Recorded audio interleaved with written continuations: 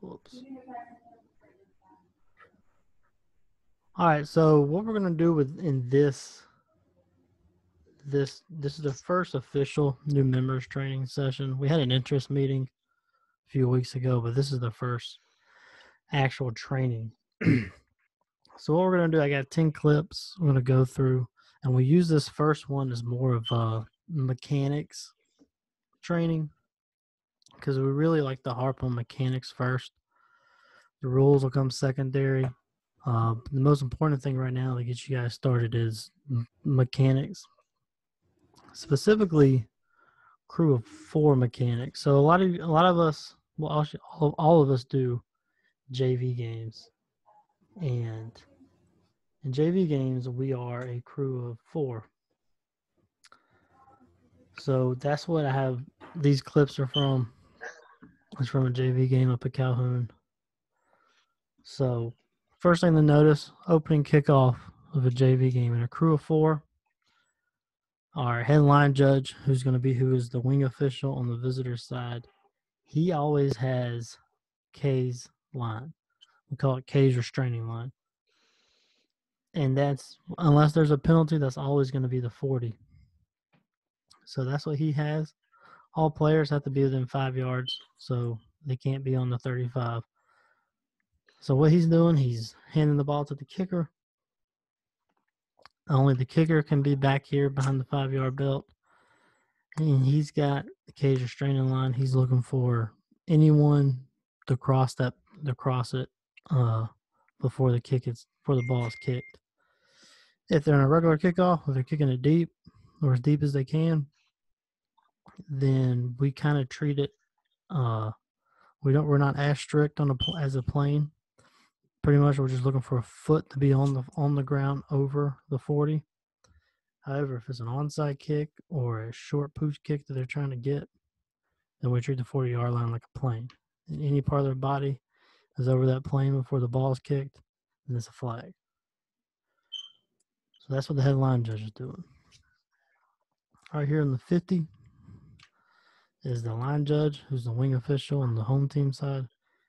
He's got R's restraining line, and he's looking for, legal blocking. If K tries to block before the 50, because headline judge can help out with that too. He's mainly making sure R stays off the 50 until the ball's kicked.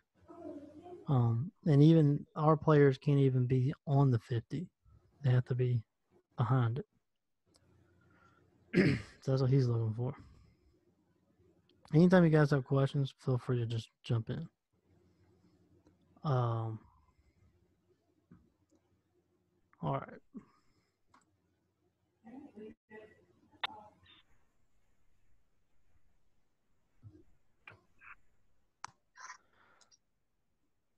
That's one other thing we'll notice. The umpire in a crew of 4 in a free kick, he is going to be pretty much between the 25 and the 30 on the visiting team's sideline. And he's going to help kind of get all this area. He's going to count our players, check off with the referee. Just like the 2 wing guys, they're going to count the K players and check off with each other. And the referee, you're not going to be able to see him, but he's going to be with the deepest receiver on the home team side. So the ball's kicked. See, the umpire, he wound the clock when our team touched it. So that's what we're going to do. R will wind it as well. And see, he's just looking for all this. He's going to watch this, make sure there's nothing going on in here. Umpire, he's going to watch this. R picked up the ball carrier by now. He's making sure everything's good there.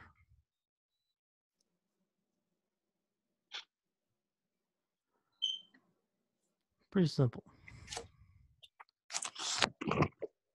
All right, so this is just going to be this is the next play. This is a basic scrimmage play. So you see the headline judge. He is on the line of scrimmage, and he's making sure we got 7 on the line at least, or no more than 4 in the backfield now. Umpire about 7-8 yards off the ball, counting the offensive players, checking off with the referee. Both wing guys are going to count defense and check off with each other.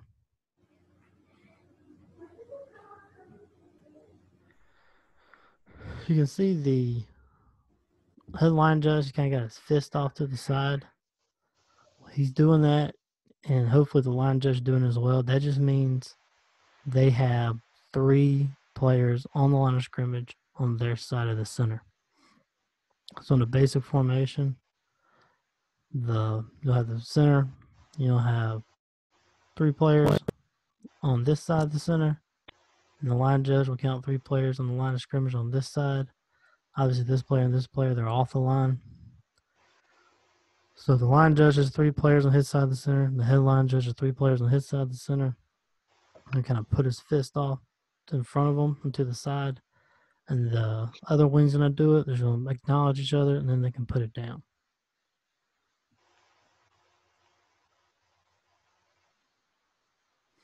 Then you got just basically run up the middle. Watch the headline judge. He just kind of lets the play go in front of him. Follows it from that way.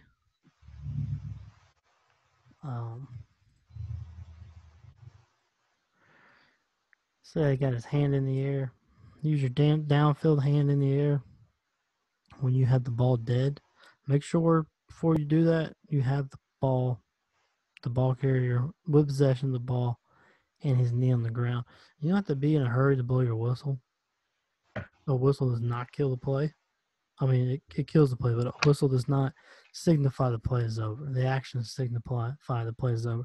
The play is over when the ball carrier has possession of the ball and a knee or elbow on the ground. So don't be so quick to get on your whistle. Make sure he has it before you blow it. You'll put your hand in the air. That's that ball signal. That just lets everyone know we have a ball carrier down.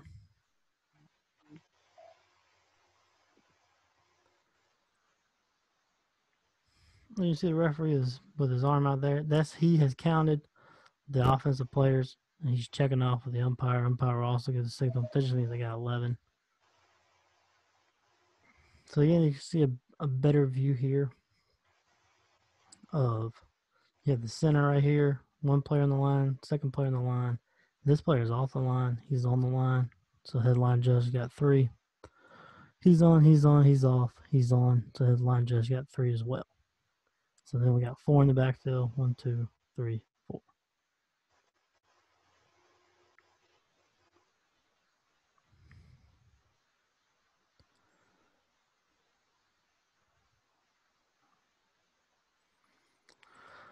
All right, so I didn't want to get too much into the weeds on rules here, mostly mechanics, but I do want to look at this one just because it's here. Remember, offensive players cannot block when there's a pass. Offensive players, like receivers, cannot block downfield until the pass is caught. Watch this guy come in the backfield. He is going to give a good check right here. Clear. This will be offensive pass interference, and it's designed this way. So now, in a crew of 6, this is an easy get. Hopefully, we would get this. Especially in crew of 7, we'd have to get it. Crew of 4 is a little more difficult because you're kind of putting your line judge where he has to see all of this. He has to see the receiver. He has to see this block coming out. So a lot of times in crew of 4, stuff like that goes. Well, we just don't pick it up because there's only 4 of us. But I just want to show that. It's going to have you guys thinking in terms of that.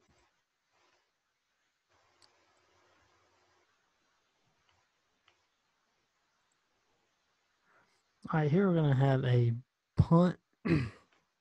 Crew of 4 punt, like with everything in crew of 4. We're just going to do what we can to get it covered. But referee is going to have the punter.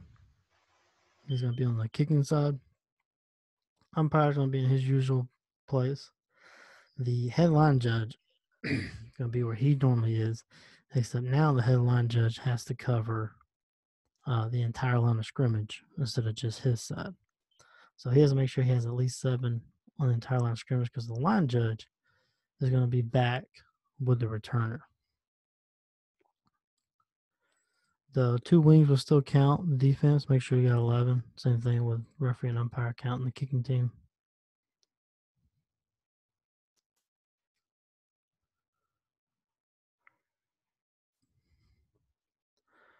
You see the line judge, see his head right there. Typically in a crew of 6, the field judge who has the ball, who has the returner in a crew of 6, we have him on the field.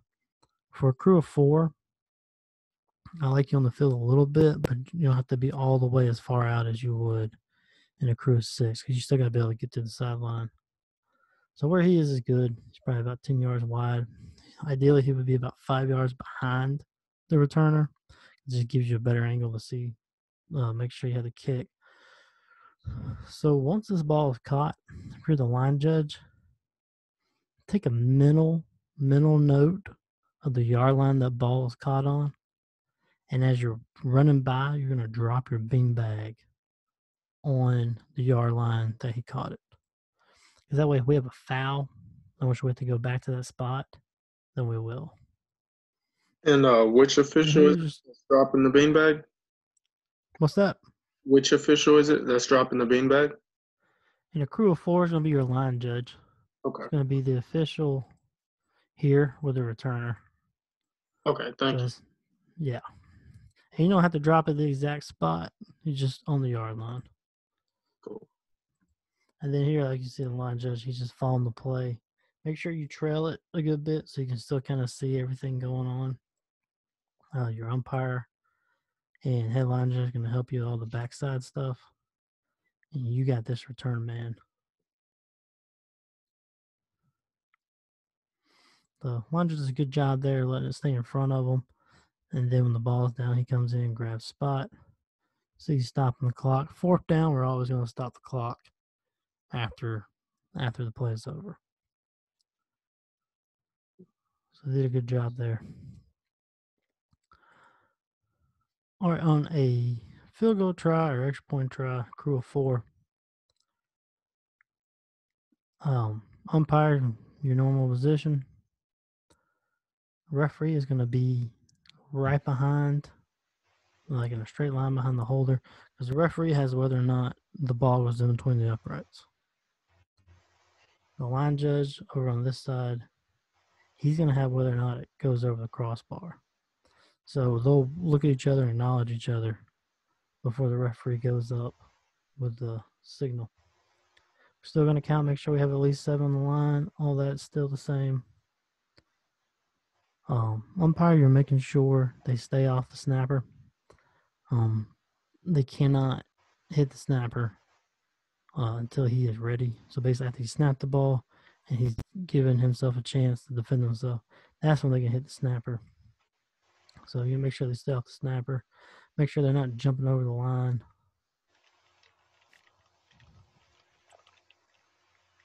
So pretty basic there.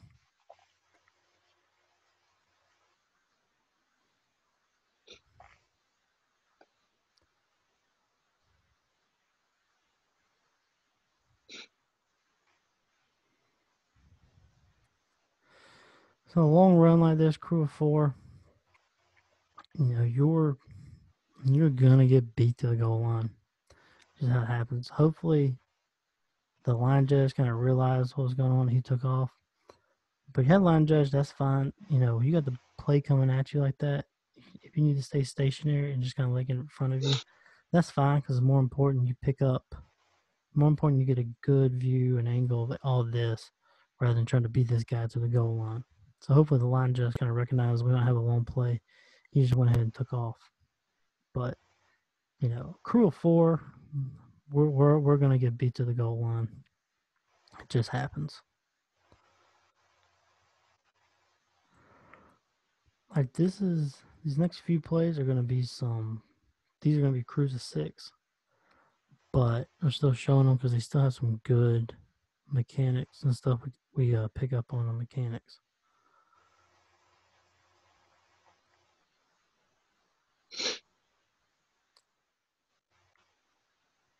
Anytime we are on the goal line, whether you're a wing, a deep, you want to get back off the pylon and give yourself space to where you're looking down the line and you're also out of harm's way.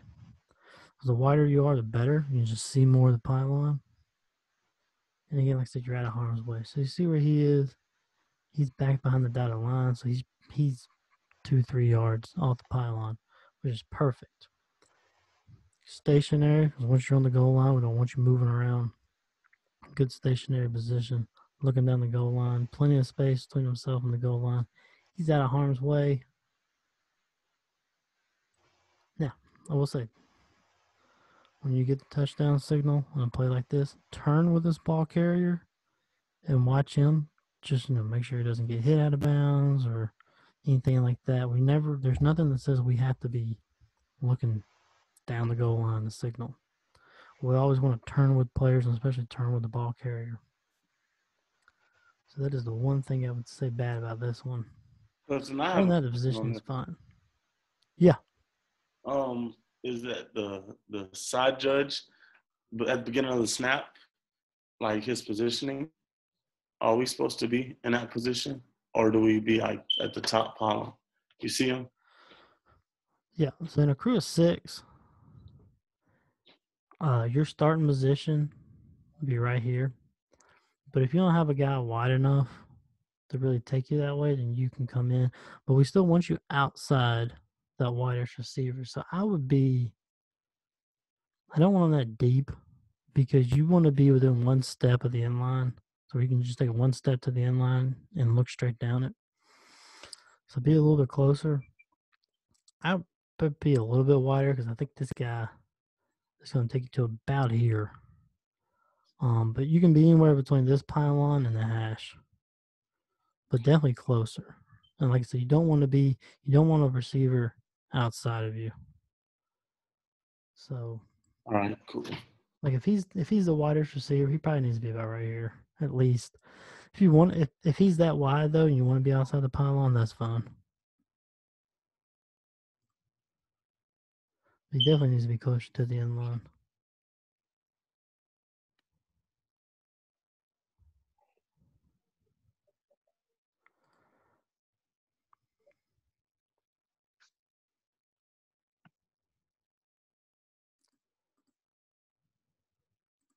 It's hard to see, but this is the official.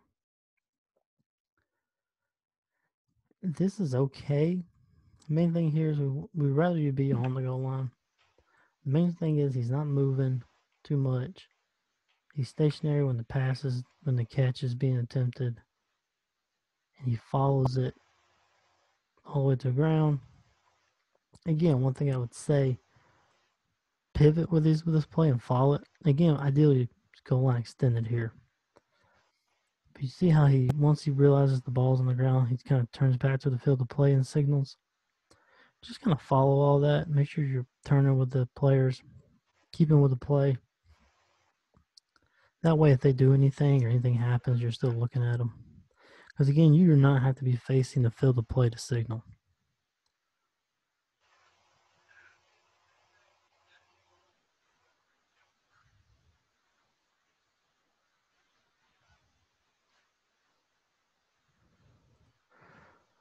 All right, I show this because this is what we call reverse mechanics.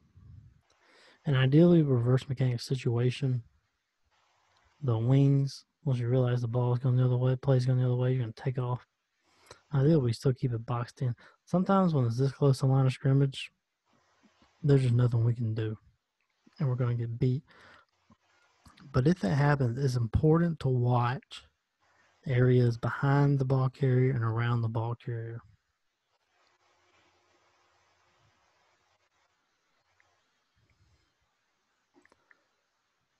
So watch about right here. And you can see this start to develop. We call this looking for people with a brick in their hand. You can see some players that just come and can tell something's about to happen. So you see right now he starts changing his angle, his pattern. And he just levels that guy. That would be an illegal blindside block. Also unnecessary roughness because it's just not a necessary hit. And we got a flag on it. Like I said, now, when you throw a flag, keep officiating the play. As you can see, he's going to stop.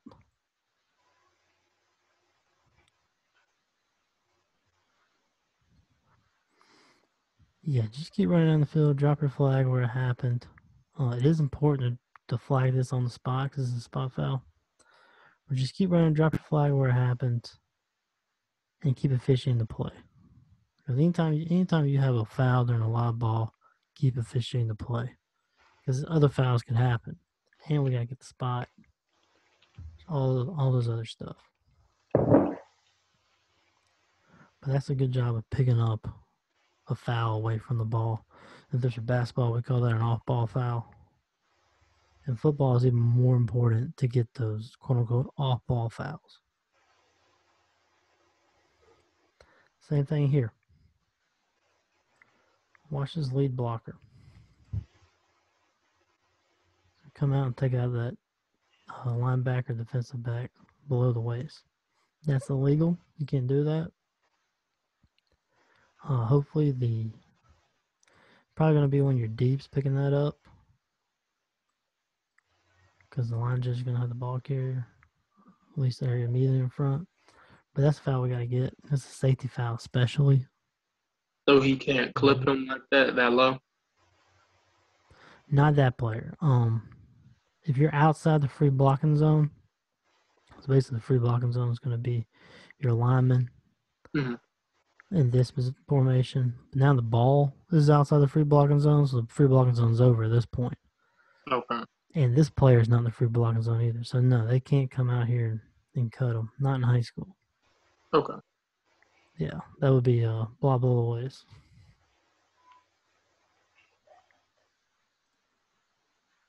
You just get a better angle.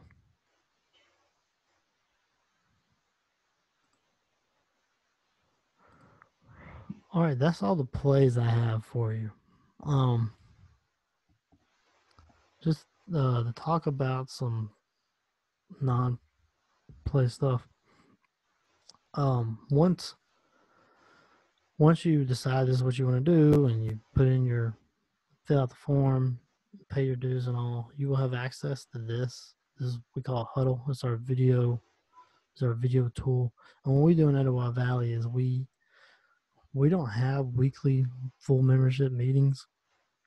Like a lot of associations, they'll start after July 4th and they're meeting every week. We don't do that. Instead, we have our crew study meetings twice a month. For you guys as new members meeting, that is your crew study meeting. And once the season starts, we may meet the first week or the second week, but we won't meet again until maybe October for a playoffs meeting. Other than that, we're trusting that you're watching the games in Huddle, learning off of each other. And as you can see, we have almost every game every week we have in Huddle. We maybe one season we may miss 3 or 4 games that we don't get. But we label it pretty easily.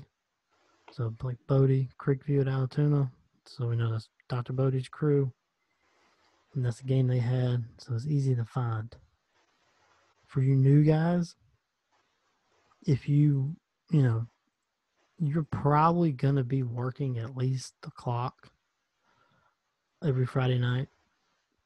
And like I said in the interest meeting, if you're not assigned the clock, whether it be game clock or play clock, reach out to a referee or reach out to me and I'll talk to a referee and we'll try to get you with a crew charting fouls or just on the sideline with a crew so you can kind of see how they operate and what they do. And then I encourage you to go in here and watch game film. You'll know what to look for. If you have questions, you can ask me. But this is making sure you're in this and you're watching the games. That's kind of how that's our substitute for meeting every single week. So like I said, once you decide this is what you want to do, you put in your application and the dues, you'll get access to this. Speaking of that, we still got until about July before anyone has to make any commitments. So, you still want time to think about whether or not this is what you want to do. Obviously, you have time to do it. If you already know that you want to go ahead and get the ball rolling on being an official with us, let me know. You all have my email from this, and just shoot me an email, and I'll send you the paperwork. Like I said, the dues are $50 up front, and then anything else, the rest of it is $125 total. But the $50 up front, that's not due till July. But we take the rest out with your check at the end of the year. So does anyone have any questions about anything we went over today or about EVFOA in general? I have a question. So with the 4-man crew, so the 4 positions are the umpire, the head referee, the head judge, and the opposite judge, line judge? Yeah. You have your 2 wing guys refereeing the umpire. Basically, you're like your regular 6 or 7 crew, just no deeps. Okay. So that's why in new member meeting we focus a lot on wing positions and wing mechanics, because everyone's going to be doing that. Even if you want to be a deep judge, it's still good to get some, especially a line judge, because the line judge and crew of 4, you're back there with a returner and a punt. And punt is one of those things where, whether you're a field judge or back judge in a crew of 7, it's hard to sit here and teach you punt mechanics on film. You really have to see it in order to really get good at punts. So if you're considering being a deep, I would highly advise line judge, because you at least get back there with punts. Okay. And we are going to, in August, the first second week of August, we have individual crew, individual position trainings. So, Monday maybe the deeps, Tuesday would be the wings, Thursday umpires. And for first year guys, I encourage all of them to do wings, but then you can also do the deeps. You can do the umpires if you want. You can do all 3 if you want. But that'll be the first, second week of August. Those will probably be via Zoom this year because we still don't know where we're going to be at, coronavirus wise. But and these new member meetings are going to be, for right now, in Zoom. We're still doing one now. We'll do one in June, one in late July. First, second week of August, I would like to have all the new guys on the field, so we can at least get some kind of snaps. But obviously that's all up in the air right now as well. But this next new members meeting will be via Zoom, and it's in 4 weeks. It's late June. I'll get the exact date out to you guys. It'll be another Monday at 8. Anything else? Nothing that I can think of. Michael, you got anything? Hey, I just want to offer, I'm working on Thursday night at 8 o'clock with a Zoom with Norm Aycock, my mentor, E. So you guys are welcome to join. I can send you a Zoom link for that. I've got a Zoom account already. So if you want to send, my email is michaelmorris77@comcast.net. And you're welcome to jump in and be a part of it, okay? Because I'm just going over with Norman his mechanics. We're reviewing through Huddle his previous games from last year, and we'll cover pretty much, what he's done on the field during those times. So you'll see everything we talked about tonight. It's all 6-man, but you might see a lot more highlights. But you're welcome to join, man. And just let me know, and you send me an email, and I'll respond back with a Zoom link.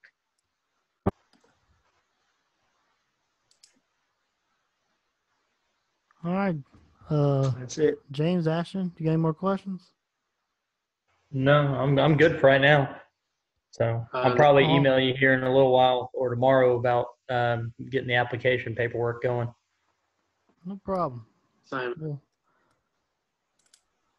all right. Well, if that's nothing else, that's the meeting tonight. And Ashton, I guess I'll see you Thursday. You and Jaquan. Yes, sir. I'll be there. All right. All right. Thanks, guys. We'll see you. Thank you. Well, thank you. All right. Bye. Bye. Bye.